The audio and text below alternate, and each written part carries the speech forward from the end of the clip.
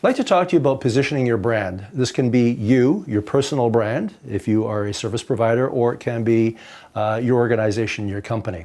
Let me put a little bit of context around this. I'm going to talk about 4 levels, and I'll give you an example here in a moment so you can understand how it relates to you. We talk first about commodity, about adding value, about being preferred, or being strategic. Before I get into that, though, I want to welcome you, or thank you for coming back, if you're a repeat viewer, to this video series for people that are committed to their personal and professional development.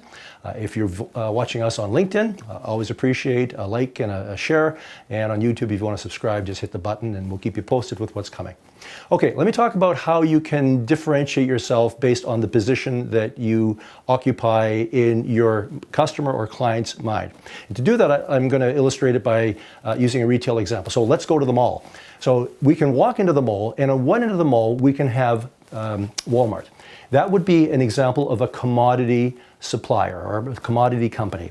They do what they do very well. So as I'm going through this, don't hear me judging the companies, because each example I'm going to give you does a great job. So we're just saying know what you are and know what you aren't. So Walmart we would put at the bottom corner here as a commodity provider, low price, low service. If I want to buy a pair of pants at Walmart, I can go in and I can essentially serve myself, try them on, and leave. But if I want something a little more than that, I might go to a company like Moores or other companies that specialize in clothing. So obviously as a guy, I would go to a men's clothing store. If you're a woman and watching, you know the names of those companies. So you go in, it's a different experience, better selection, some service. So they're adding value.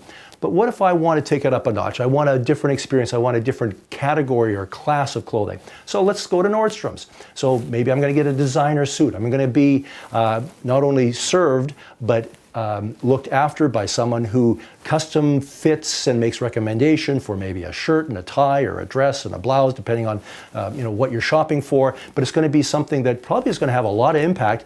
And not only am I going to look at it, the experience that I had for shopping is probably going to be pretty memorable and enjoyable.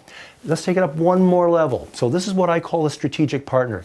Now we're going to the tailor. So you find a tailor that you trust and you respect, and who's probably recommended or referred by some friends, if that's the kind of clothing that you wear, because often these people are not advertising, it's all word of mouth. So you go to this tailor, and he or she will, first of all, measure, then they will decide what fabric and the cut and the fit and the style is best for you. And then as they're creating your suit, you're going to come back for some fittings, because this is customized. Now, let's go back and look at these 4 positions from a price point of view. The pants I bought at Walmart probably didn't cost too much. The pants that I bought at Moores probably cost a bit more fashion forward, probably better fit. The pants that I bought at Nordstrom's, probably now a real fashion statement. The pants that are part of my suit, or the skirt or the dress that a lady gets made, it's unique. It is her, or it's for the guys, it's your suit. It's your power suit, right? So again, no position is wrong. Where this gets really interesting, what I'd like you to think about is, where are you?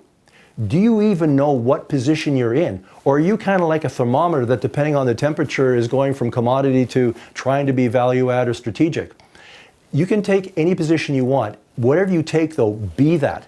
Relative to that, your brand, your reputation, your fees, your profits, and how you actually are seen by the marketplace, that will determine where you go, right? So think very carefully about who you are, and think about what got you there, and whatever got you there, if you like the position you're at, keep doing that. Get better at it.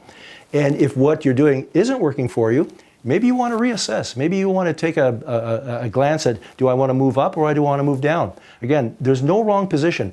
The key here is, though, for you to know where you are so that you don't confuse us as your customers, right? We don't want to have one thing promised and another delivered. We want consistency, integrity. That's how you build a great brand.